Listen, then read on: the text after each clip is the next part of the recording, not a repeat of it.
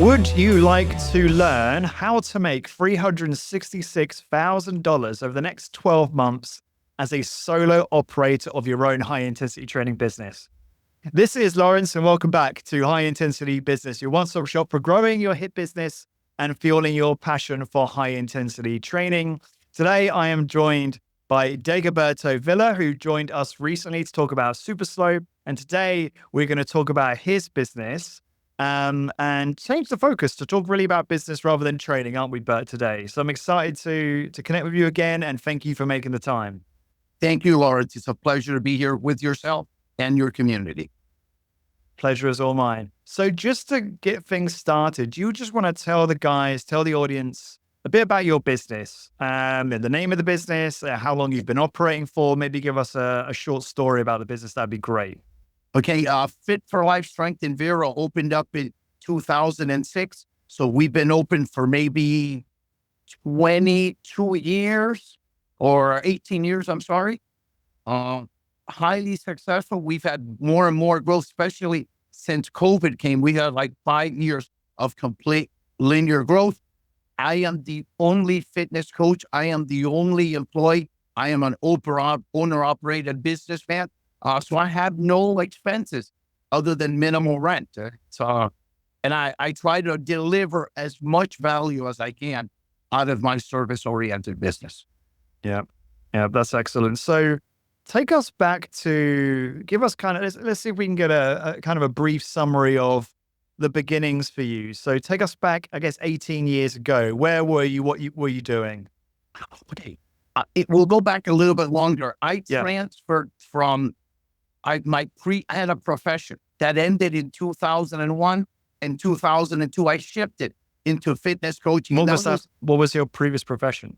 I've always been involved in the fitness industry. I was a retailer and a distributor of nutritional supplements. And I did that from 88 to 2001. Then I closed it in 2001, sold the retail outlet very cheap to get out of it. And I transferred into a service-oriented business, which was my first licensed Super Slow facility in 2002 in Miami. And that went from 2002 to 2009. So you've always been an entrepreneur, basically, since the 80s? Yes, I opened up my first business in 1988. That is correct. And I worked for my father before that, which was an entrepreneur. Okay. I've always been brought up with a strong work ethic and the independence of entrepreneurship and free market capitalism. Yes. Right, which you're very passionate about. So entrepreneur school, working for the family, that is. Sure. Yeah. Fascinating stuff. So then I remember you saying to me, you came across, so was it around the early 2000s, just before starting Fit for Life, you came across Ken Hutchins and you already knew of Mike Mensa, but what was the kind of, did you have a moment where you were like, you came across Super Slow or the business concept where you were like, this is it? Yeah, I'm going to tell you exactly how that. Okay. I was looking to transition out of retail sales into something service-oriented. I remember I said in my mind, in my subconscious, Walmart can put a duplicate bottle that I sell for on their shelf and they'll sell it for the price that I paid for it. But they can't put me on the shelf. They can't replicate me. Nobody can. So that was the part, although I got to go from retail sales to service-oriented. Then I met Ken Hutchins, December 23rd, 2001. It was, literally half a Super Slow rep.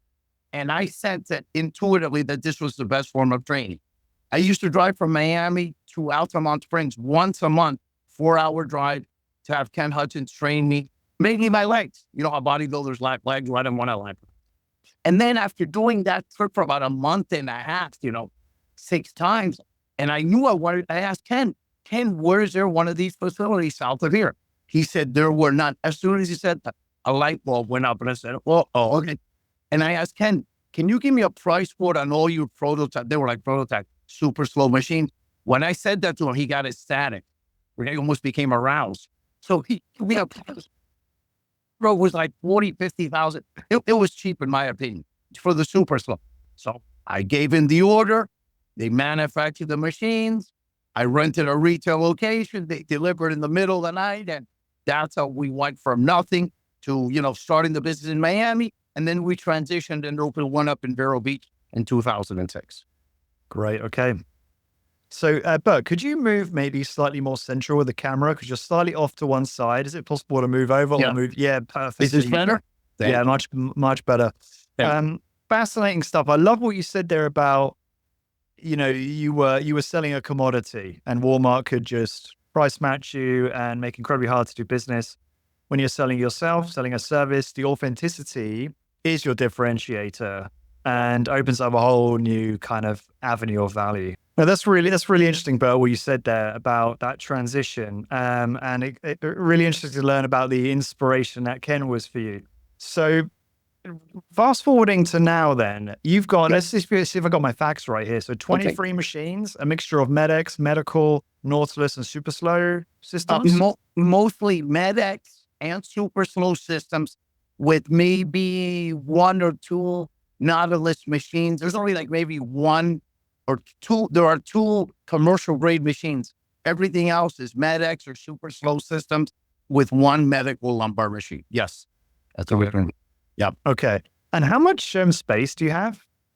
1,086 square feet. Okay. So really modest size. Yes. Yeah. We did that intentionally to keep the overhead low upon starting. Yes. Right. And what is your overhead? What is your monthly costs?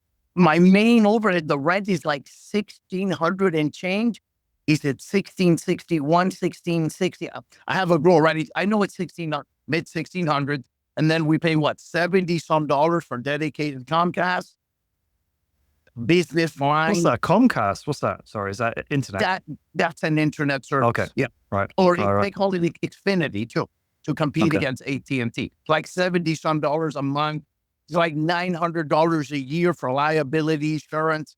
The cell phone is $145, but that could be partly my own use. So, I mean, could we have $30,000 a year of operating expenses total? And I'm going liberal. I would say that. Yep. Yeah. And thank you for being so open about all this. So useful because you really have built as Doug McGuff would say, the 6-figure lemonade stand. In terms of the simplicity of it. Obviously, the machines are probably they're obviously a large expense up front and probably one of the more complex things that you have. But aside from that, it's a very simple business. Yeah, other than being very technical, being very anal, I'm a purist. It's not complex. Sometimes, you get overwhelmed when you work by yourself. Like, do you mind if I make a business statement or something? For example, I can see my calendar right now in November. It could be like 20 sessions a day, nonstop. I'm going to implement a new principle. No rescheduling of sessions. And if the clients ask me, why can't I reschedule? Well, first of all, there's nowhere to reschedule you into. So you have an appointment. You either attend it or you cancel it. And if you cancel it with less than 48 hours of it, you're going to lose your appointment. You're going to forfeit the funds. So that's something that implementing. Effective in a few weeks. No reschedule. Yeah. Yeah. And you're at a point in the business, you've got so much demand where that makes sense to do that. Yeah, and I'm getting nearly topped out where I have like not many sessions of appointments available left. That's correct. Yes. Got it. And in terms of pricing, can you just explain your pricing to us? I've been little by little trying to deliver the greatest value. But I've been raising my price. It's a very simple law, supply and demand. If there's less lots available, why would you charge any less? So right now, I think if you buy one session, $150. If you buy 4 sessions, $575. If you buy 8, $1,100. If you buy 16, $2,000. And we always like to pre-sell, and you get a slightly better investment value, the greater. Most of our clients are doing half a year upfront, 52 appointments, or 104, and have a very elite group of clients. Was our old program that buy 144 sessions upfront. These sessions are not refundable, and they know that. They can be transferred to a family member where they choose, but they are not refundable. Okay. So it does makes a lot of sense. And obviously you have historically done bulk discounts, which you just described there in terms of those different price points. But you're not looking at less than $115 a session, maybe slightly higher than that. It's actually the lowest level. And another thing too, the initial consultation, we're at $175. I'm going to make a comment here. Please. I hope not to insult anybody, but you'll understand. Don't worry about that. we see a lot of free introductory workout. Well, I see something free as having no value. Do you think you're going to talk to a lawyer for free? I don't think so. If you give something for free, you're lowering yourself. You're lowering the value. So my initial consultation is $170, it's $175. It is not refundable. Must be paid up front. Now, what does happen? So if you make an investment right after the initial, it will be credited. It will count as your first session. So our initial consult is at $175, and I'm tending in the future that might go up higher to $200. So no, there's no giveaways here. You don't give away value. Fair enough. I know if you go ahead. I know. Okay. Sorry, so I was just going to acknowledge what you said. So I know several business owners that do exactly that. They'll charge for the initial session and then credit it towards any sessions purchased. Yeah. That's the best way to go, without a doubt. Don't devalue yourself. Anything for free is viewed as not having a value. Okay. Interesting. Yeah. All right. So busy schedule coming up, really good session price. I was really surprised when I learned that because, I'm trying to think of other, the only a few hip businesses that I know of who charge those kind of prices, and they tend to be in places like New York City or San Francisco, right? So I was surprised to learn of that in Florida, but then you explained to me that you serve a very affluent senior neighborhood in Florida. Maybe you could elaborate on that for me. Average age, you said, was around 83. Is that correct? Yeah, my average price is about 83 years old. I've had a woman who started training at the age of 92 and left at 101, and she was still driving her car. Yes. Okay. Because of the demographics of Vero Beach, it's a retirement community of ex-CEOs, ex-CFOs, ex-entrepreneurs. And one thing I want to bring up, what I advocate or promote about the business is that this is true preventative medicine. This type of exercise stimulates a positive feedback mechanism. I'm going to say something controversial here again. Again, I'm asking for the apology. Everybody gets insulted. But I am adamantly against the industrial pharmaceutical medical complex. I call that chronic disease management. I pride myself. They say, what do you do for a living? I say, I do the opposite of what a doctor does. I give you therapies that get you well. I am the other than Doug McGuff, the only medicine that I have, other than research, but they don't want to cure anything, is emergency medicine. You crash, blood trauma, Doug needs to put you back. Those are the doctors that are not, the guy who's chronically managing with high blood pressure medications and statin is trying to keep you chronically ill. Yeah. I love that line. I'm the opposite to your doctor. How is it you put it? I am, they say, well, what do you do? I do the opposite of I'm the antithesis.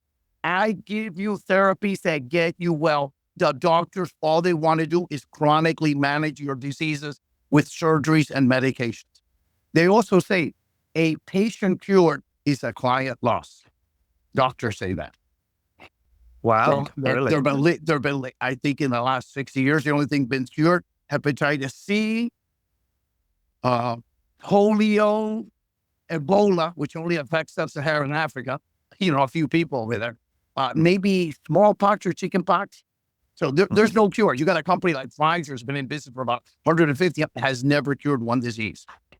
I'm very animate. I'm very proactive, not complementing the industrial pharmaceutical medical complex. Yeah, I find, fair enough. I find your rhetoric really interesting, the way you talk about things. Just when we were on a call before, not a podcast, we were just having a conversation. And you were telling me some of the one-liners, the rebuttals you have, and we'll get to those because those were quite good. But just for context, again, just so everyone understands, obviously we did a podcast that's actually going to come out today, which we recorded a couple weeks ago about your approach to training and your views around training, and that you're, a super slow purist in terms of the way you deliver workouts. Yes. And so I don't really want to get into the details of all that, although it will be necessary if we're talking about the importance of the technical work we do, which is obviously everything, right? Yeah. But I am curious to know how do you find clients take to that? One of the views that we have in our space is if you don't change up the workout protocol, if there's not novelty, and novelty is a spectrum, then you might lose clients. They might get board. What do you make of that? Okay, first of all, we must remember in the super slow technical manual, there was a chapter called non-variation exercise. I'm going to say that again. If you're super slow certified, you either flunked the test or you forgot the chapter. The way you don't vary a workout, you apply the progressive overload principle. What changes is the intensity, not the workout order. If you change the workout order, there's no way to measure strength increases.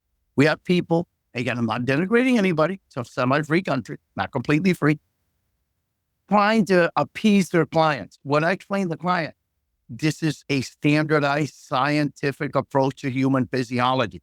It's not supposed to be exciting. It's not supposed to be effective. It's supposed to be fun. Now, I have a very strong relationship. My clients are not my clients. They become my friends, and they sense the passion, the authenticity, the transparency. I had a woman the other day, she's complaining how hard it is. I go, don't worry about it, ma'am. The next time you come in, I'm not going to train you. I'm just going to give you chemotherapy. You tell me, what do you think of that? She goes, no, just train me. I go, the exercise is not painful. If you look at a clinical dictionary, pain is indicative of an injury. The exercise is uncomfortable. It's exertional discomfort. We need to develop the intellectual information to, when the client tells you something, give them a valid reason why it's not as they believe it to be. So it's non-variation in exercise. We can have an A-B routine or an ABC, but it must be standardized. It's not about fun. It's about getting results. The person is getting stronger, more flexible, more results. I'll mention one more thing about Hutchins. He stated emphatically that you could do a 5-machine workout, only 5 machines, the same exact machine for your entire life. I don't know what happens. And again, I'm not denigrating anybody, please. You could do whatever you want. They must have forgot or something, or they didn't read or what. So just remember that, guys. It's in the... Yeah. So there's some nuance to this because, again, it's different. Everyone in here is different, or there's a lot of different approaches. Hold on. Well, I'm going to rebuttal right there. Do you know one person on this podcast that's not a Homo sapien? Will we differ, Lawrence? Is in our ideas? No, but let me elaborate, and it will make more sense what I'm saying. Yeah, no, you're okay. So, for example, yes, this is why I said novelties on a spectrum, because you just said there you change up the routine. That could suffice. I have an A-B routine, like an A-B, not a A. But do you change? But let's say they do A-B for 6 months. Will you change it? No. Okay, how long are they do it for then? The A-B? For the rest of their life. You'll never change it? No, unless they have some injury, something that came up. Again, folks, I'm not making this up. That's fine. Ken Hutchins was and is the world's leading authority on exercise science. It clearly what does non-variation in exercise mean? Yeah, but here's the thing, right? I hear. Yeah. So a lot of our colleagues who don't do what you do have read Ken's work and disagree with it. Or they disagree with Ken, huh? Or they don't think it's settled. Let's just be clear. Let me say this because it's important, but go ahead. I have massive respect for Ken Hutchins, and I hope he's doing well. I know he was having health issues, and I hope he's getting better. I've always been very supportive of him, and I know that my audience adore him and owe a lot of their success to his work. So let's preface with that, right? But there's one thing I guess slightly concerns me sometimes about yourself is the dogma, right? This thing like, if you read something and it's like, oh, this is amazing, this makes so much sense, this is rational, etc., you've got to still be open to potentially challenging it if new evidence arises. So I'll quickly finish. So what I'm saying is that some of our colleagues, let's say they read Super Slow Technical Manual and all this other work, right? And thought, that's fantastic, that's great stuff. Oh, I'm going to implement that, I'm going to design my whole business around that. They start delivering that, but then over time, they develop their own ideas from their own experience, and maybe they read something else, and they might somewhat abandon certain ideas. And that's a very human being, normal thing to do, right? Tell me when you're ready for the rebuttal. I'm ready. Go for it. Okay, so, I'm going to question some of the things that Sir Isaac Newton did. I'm going to question it. I think he wasn't right. No. I have a new spin on the law of gravity. I'm going to change it. Think about these guys do not have the IQ of Ken Hutchins. You cannot bend, and you call it dogma, the force velocity relationship. the faster you contract your I'm not muscles. calling that dogma. I'm calling it the attitude we take to information. Yeah. But if you're going to say, I'm dogmatic, if I'm convinced that 1 + 2 is always 2 and it's never 1.9, you're going to say I'm dogmatic? Think about that. Just got a question for you. Okay. But I'm dogmatic on 1 + 1. yeah. Okay. This is human physiology science. And I don't know what's wrong with these guys. Maybe they get bored. Maybe they don't instruct. Again, I'm not. Well, this is where the critiquing nuance is, Bert, because they would well, again, I'm not going to say names, whatever. I'm just going to say opinions that I know. promotes- They might be concerned. Yeah. Here's a good way of What's a looking at this, concern? right? What's a A concern? client who works out is better than a Yes. client that doesn't, right? We can agree on that. Right? A Wi- client that within- does resistance training. Okay, but within reason. No, if a client's not doing anything and then they go and do full client resistance training, they're going to be better off. Yes. Now, I'll Right. give you that. So I'm Yes, talking yes, about yes. retention here. I'm talking about retention. The view But is, hang on, if I do strict super slow and I don't ever modify the routine, I might lose that client. And if that were true, then that's a problem. Okay, but you know what the client is sensing? The client is sensing that the instructor does not have a solid epistemological base, that he can be challenged, that he's wishy-washy, that he's not authentic, that he doesn't have conceptual understanding.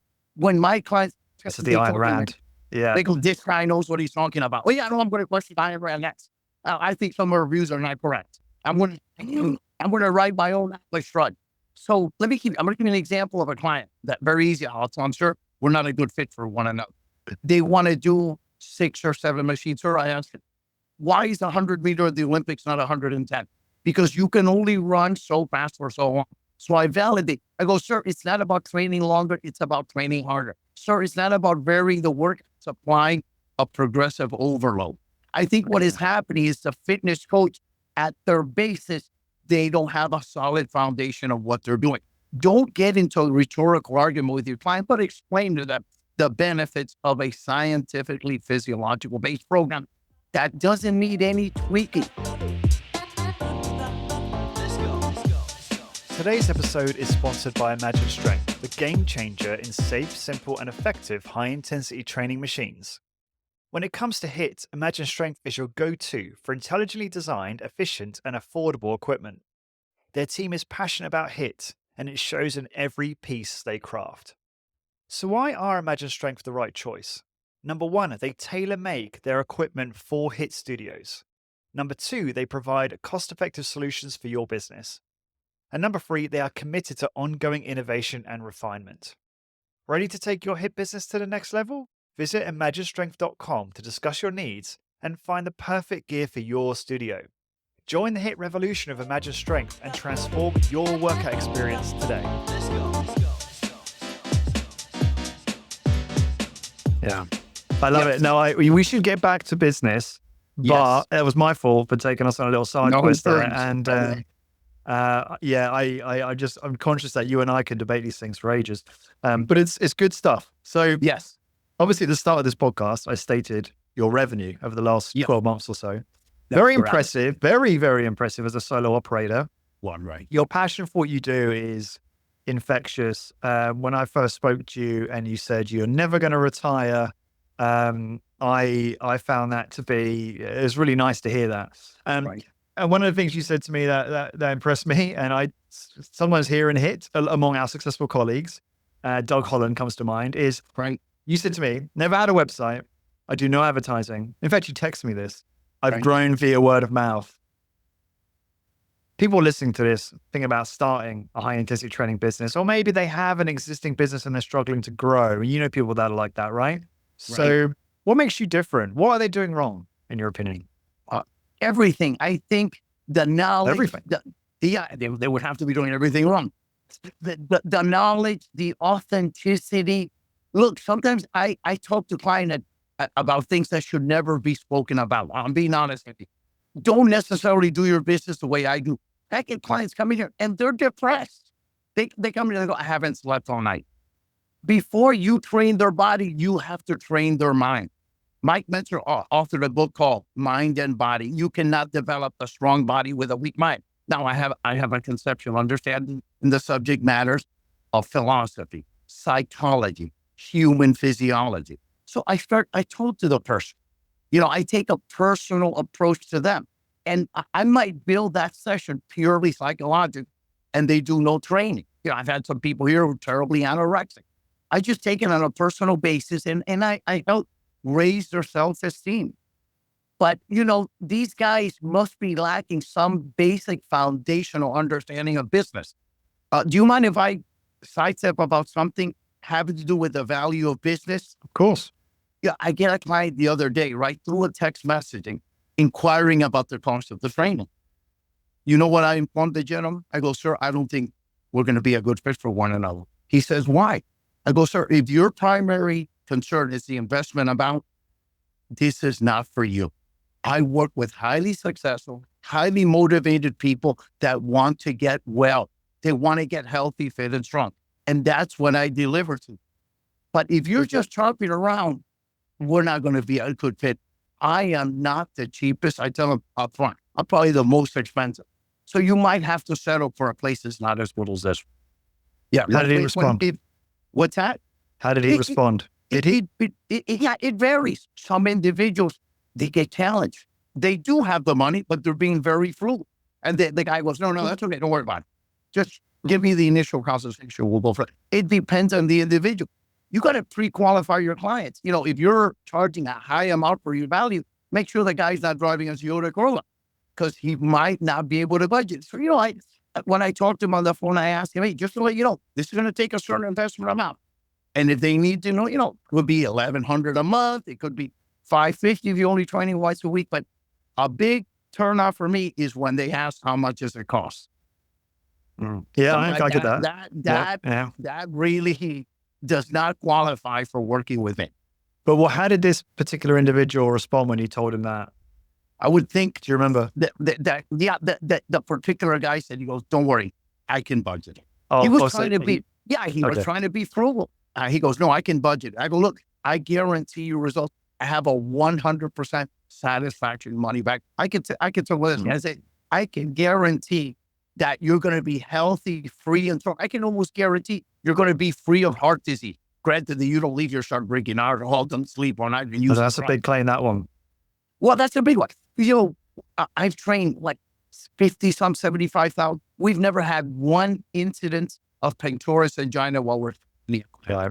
You get the tension of the muscle, the increased skeletal muscle pump, the increased venous return, the increased stroke volume, the increased ejection fraction, the increased cardiac output rate. And you literally cannot have a heart attack while you're strength training. Granted that you don't produce a Valsalva maneuver while you're strength training. So again, I deliver a lot of value, a lot of know-how, and people decide whether they want to invest. Just deliver tremendous amounts of value. Don't look to be the cheapest trainer in town. Great. And so when you opened back in, it was 2006, you said, right? In Vero Beach, yes, sir. That's correct. How did you get your first clients? What did you do? Okay. I had to do some advertising there in a local magazine. And I remember that MedX used to have a low back pain truck, and I paid for it. And the truck showed up and had a MedX exercise lumbar. So yes, initially, most likely, unless you're working at a rehab place, you're going to have to do some advertising. We had a decent retail location, but over the last, I think something happened within the last 20 months, I would say. Yeah, it's about 22 months, and the business just has skyrocketed. And I think what's happening, because of the COVID thing, people, I can thank the doctors and the front. They have people so unhealthy, so unfit, that they're just clamoring for help and to get healthy. Okay, so business really took off after COVID, like 2020, 2021. Yeah, and I would say skyrocketed the last 22 months. Really skyrocketed. Yeah, to the point where and you feel, is that just time in the game, right? Compounding. I would say, people talking about how good you are. Yeah, time in the game. Remember, 2006, 2024. You say you gotta put something aside for that. It might not happen overnight, but don't quit. Just like you don't quit during your set, you don't quit at business. It's never too late. And having a positive attitude, words are very powerful. You got to be careful. So, I got to be careful when I talk to my clients.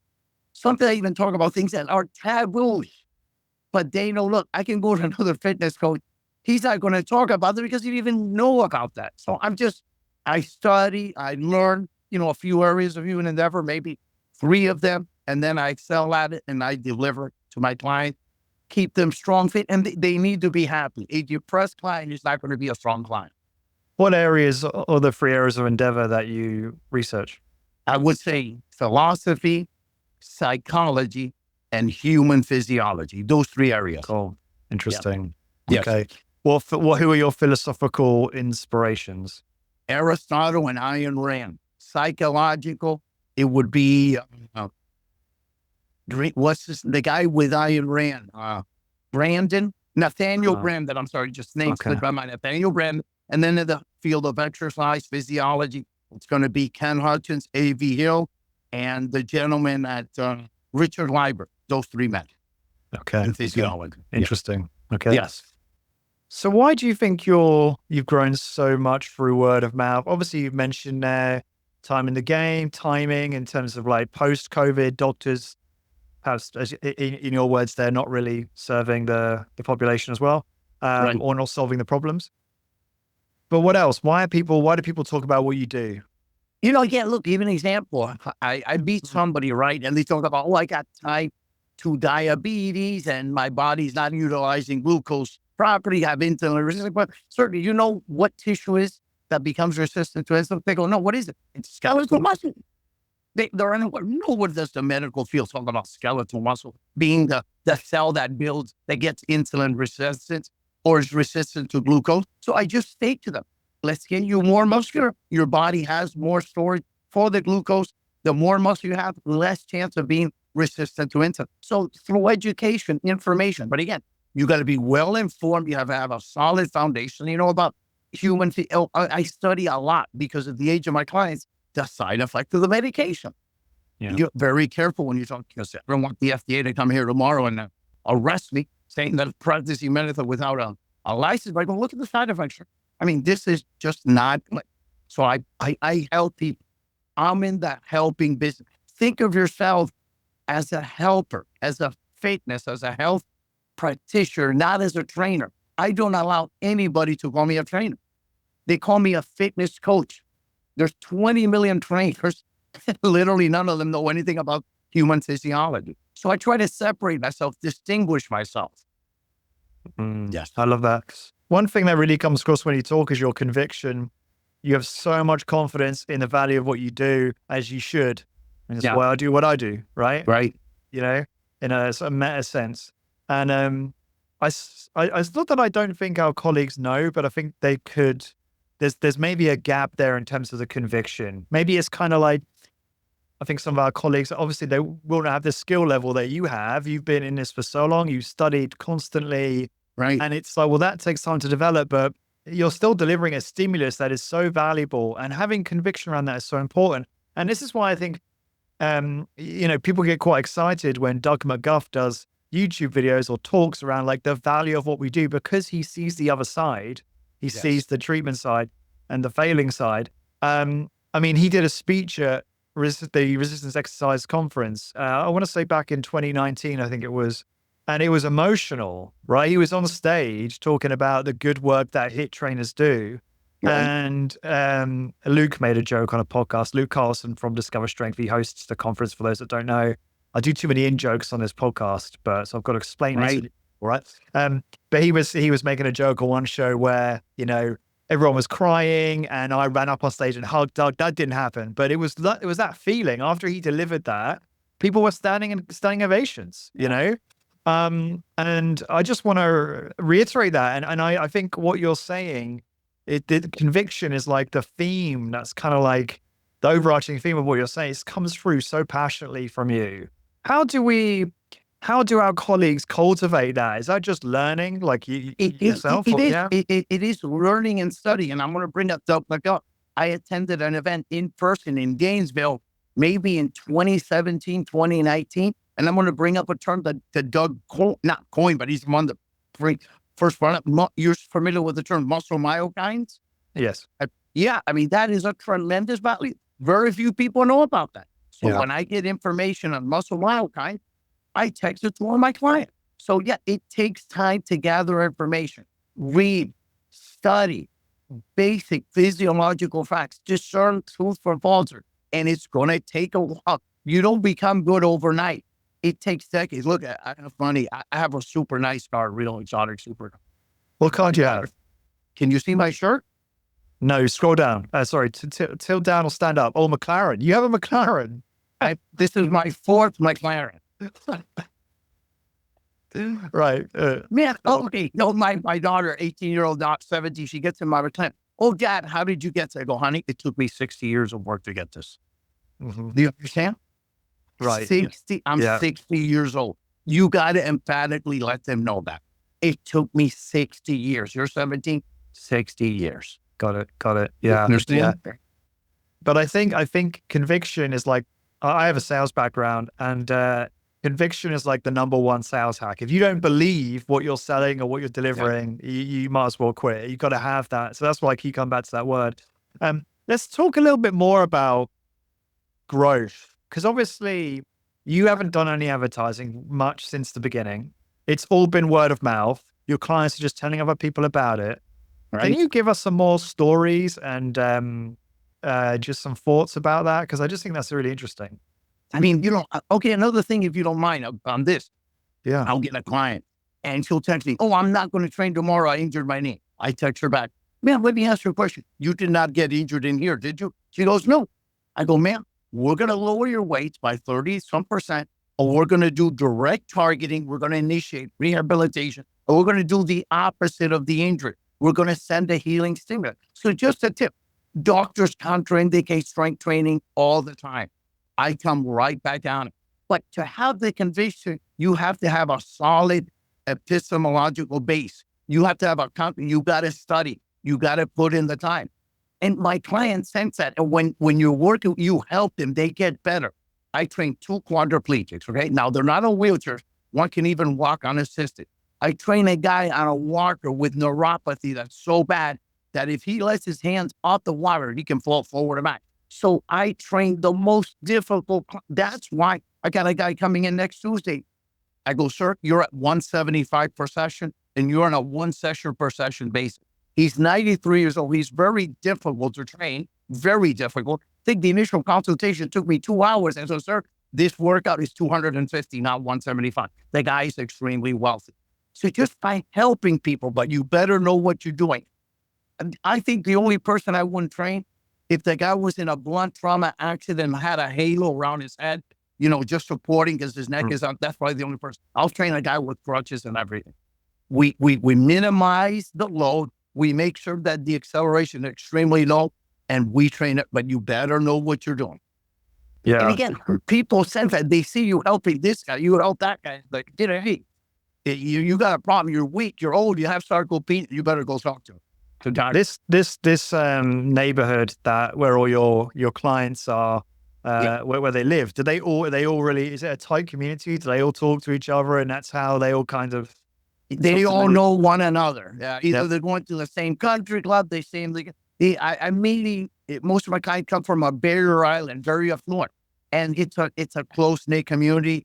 Most of them know each other. One talks about the other, and one guy sees the other guy playing better golf. Now, we don't increase the skill, but the guy's doing rotary torso on a super slow machine with 140 some pounds, and he's leg pressing, 700, 800 pounds, and he gets strong. And they're like, hey, how are you doing? Why are you go talk to that?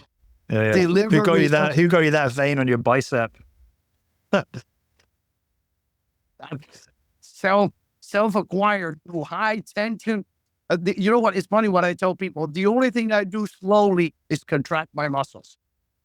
That's why I drive a McLaren. Fair play to counter it. Yes, sir. Remind us, what's your session length again, Bert? We typically do 5 machines. I train my youngest client is 32. Then he goes to 34. I trained a 32-year-old girl yesterday in 11 minutes. So it could take, 15 minutes, 12 minutes. Now, when I train a quadriplegic, it's going to take longer. It's going to take 20, 25 minutes. The guy on the walker is very hard to train. But I put half an hour flat, but my advanced client, 12 minutes, 10 minutes. And, I got to remind people, can you see the cover? 12 minutes a week. Yeah. Once or twice. He said it, not me. So I would say that's about it. That's about the length of the work. So you'll always book out 30 minutes in your schedule for each person, but you might be done in 10 and have like 20 minutes to transition. Yeah, set up the next machines. I Sure. might be getting texts from one. I always talk to them when they arrive. I greet them. I promote positivity, objectivity. I tell people, you got some time. I go, sir, even if you believe that, do not verbal.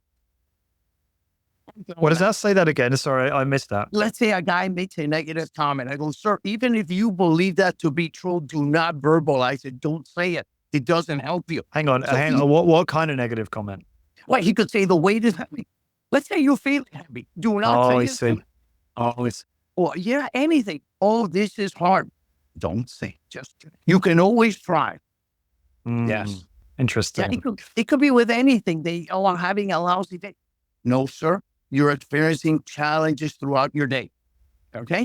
I love it. So they're coming to you for that positivity as well as a great workout experience. Everything. It's all encompassing. Yeah, I do. Probably the workout is the least that I do.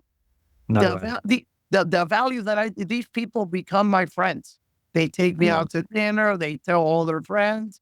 You got to build a community, build yourself up, build the brand. The exercise is just the icing on the cake, but make sure you're good at it. And don't bend on your standards. This is the key for any small business owner, isn't it? Is that you make friends with all your clients. Otherwise, it's just too transactional. It's the same with me. Yeah. It's a relationship. I never used the word transaction. I never used the word expensive. I never used the word. You got to be very careful. Words are very, very powerful. Be very careful.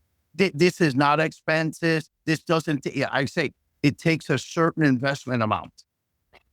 Yes. Interesting reframe. Yeah. Yes.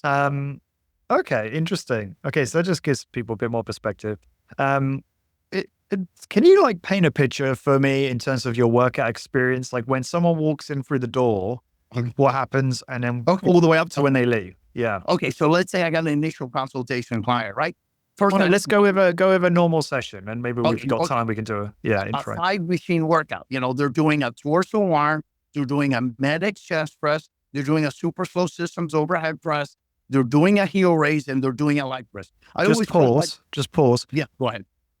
When they walk in, are you asking any questions? Is there any talk before the workout? Of course. How are you doing? Every detail. Yeah. I greet them. I shake their hand. I make sure that they're in a good mood. They're in a Do you always shake their hand? Not always, but I do like, I think human contact, touch where it's allowed is good. It shows confidence. It shows empathy. It shows concern. How was your week? I always ask, how are you feeling?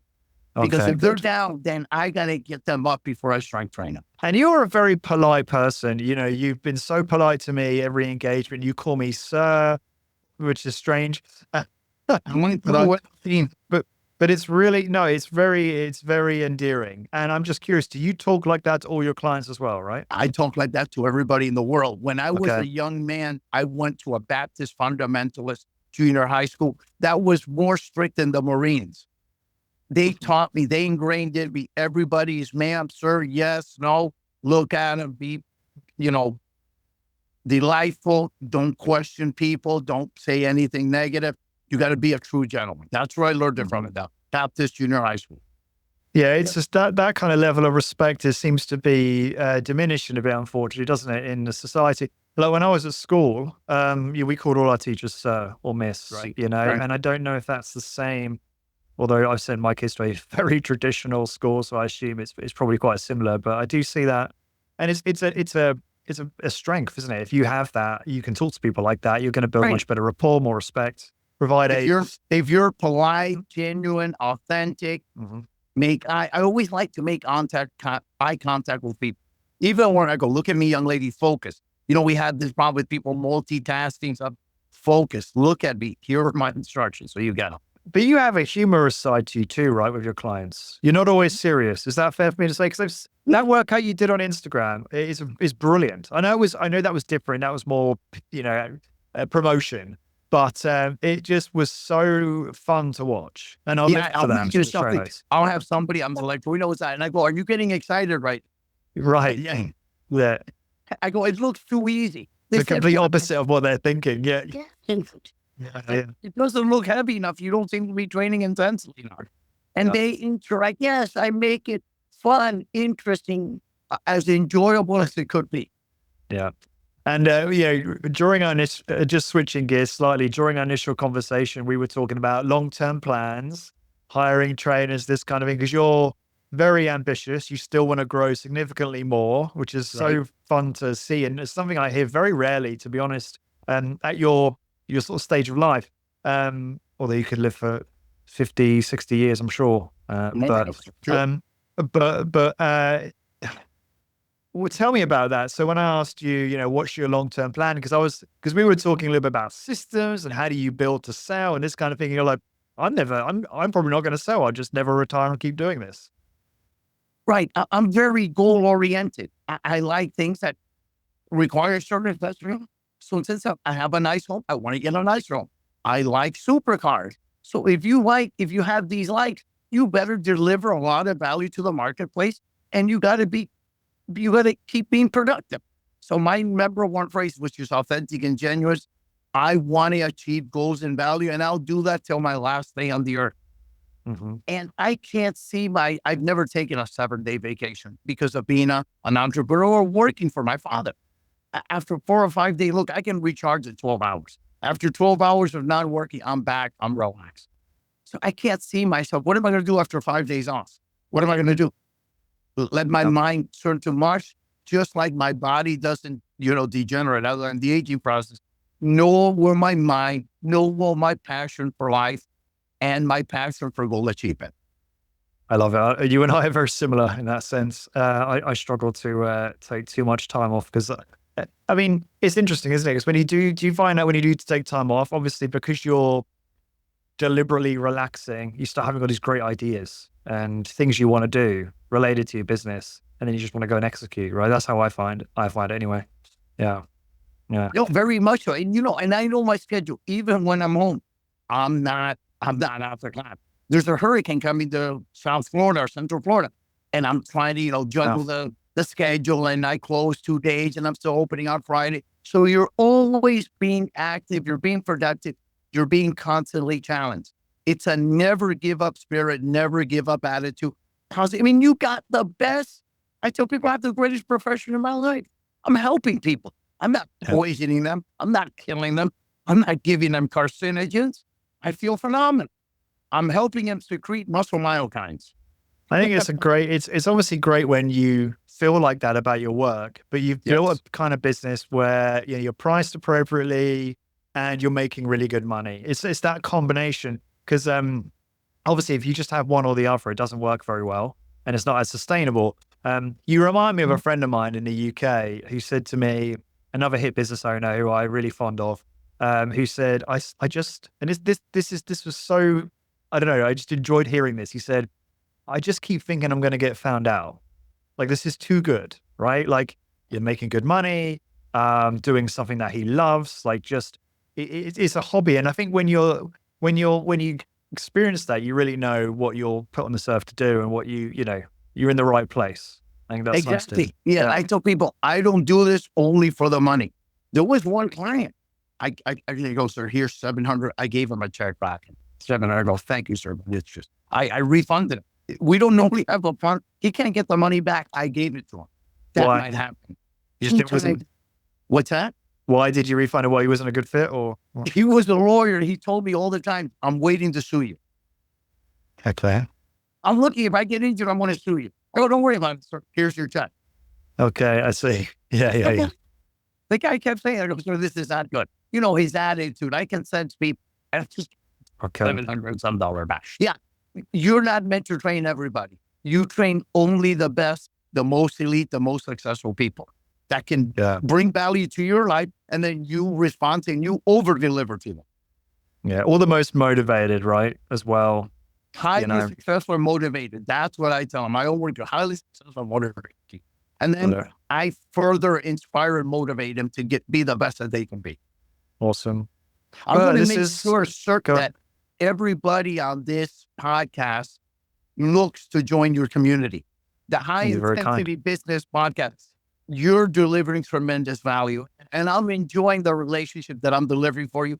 And you're helping other entrepreneurs, young people, get to their final place, to the highest place. We're trying to help people, and I really recommend that people really investigate the High Intensity Business Community Podcast. Great. Well, it's just a community. The podcast obviously is free. That's what we do. Right? So everyone Maybe can in the enjoy future, learning some will from have people like you. charges. They're getting very valuable. Maybe they'll have charges in the future. You could tell them free for the time being. Right. Okay. Maybe we'll see. Yes. No, I'll probably always provide the podcast for free, to be honest. Just so people can, we can help people who can't, And it's also, Go ahead. We can say it's value added. It's not for free. It's value added. It's not right. Don't like the word free, cheap. Well, it's not for free because everyone listening. Join the community. Well, no, you don't have to. But I was going to say, it's not for free. Everyone's got to go and leave a review on iTunes if they haven't already, right? So that's my ask for everyone listening to this podcast is go to iTunes after this, go to High Intensity Business and leave a 5-star review. Doesn't let you leave under 5 stars. I don't know why. That's a joke. Bad one. But Bert, we have a mastermind to jump to, don't we? For the High Intensity Business community. So we best wrap up. But again, can you just remind us if people have questions about what we talked about today, what's the best way people to reach you? They can email me at Bert with an E, B-E-R-T, Bert low velocity at me.com. I'll even give them my private cell phone only for a text. 786-351-8289, 786-351-8289. Thank you. We'll also put that on the show notes too. But thank you so much. You're fascinating. I love these conversations, and I'm sure there'll be many more in the future. For everyone listening, thank you so much for your valuable time. This is Lawrence with highintensitybusiness.com, and I will talk to you soon. This episode is brought to you by Imagine Strength, your go-to for safe, simple, and effective high-intensity training equipment. Growing a successful high-intensity training business requires workout equipment that's not only high quality, but also intelligently designed to fit the unique needs of your studio. And that's where Imagine Strength comes in. Drawing on the wisdom of the legendary Arthur Jones, Imagine Strength has crafted a groundbreaking line of fitness equipment that's as affordable as it is efficient, giving your studio the upgrade it needs without breaking the bank. The team at Imagine Strength breathes HIIT. Their passion for high-intensity training shines through in their designs, which they've consistently refined and innovated for optimum effectiveness and user experience. From my personal experience at Rec, I can attest to the careful consideration and craftsmanship that goes into every single piece. My Imagine Strength workout was absolutely brutal, in a good way, of course. Now, what makes Imagine Strength truly stand out? They have innovative equipment tailored for the unique needs of HIIT studios, affordable and efficient designs, lowering the barriers to entry for a HIIT business, continuous innovation and refinement ensuring your studio stays ahead of the curve. Founder Jeff Turner and his team are dedicated to moving the HIIT industry forward and making strength training accessible to more people than ever before. Here's how you get started. Number 1, visit imaginestrength.com. Number 2, discuss your specific needs with the team. And number 3, select the equipment that will propel your business to the next level. Head to imaginestrength.com today and give your HIIT business the Imagine Strength edge. Be part of the HIIT revolution and see firsthand how their unique equipment can transform your studio's workout experience. Elevate your HIIT business with Imagine Strength. Let's go.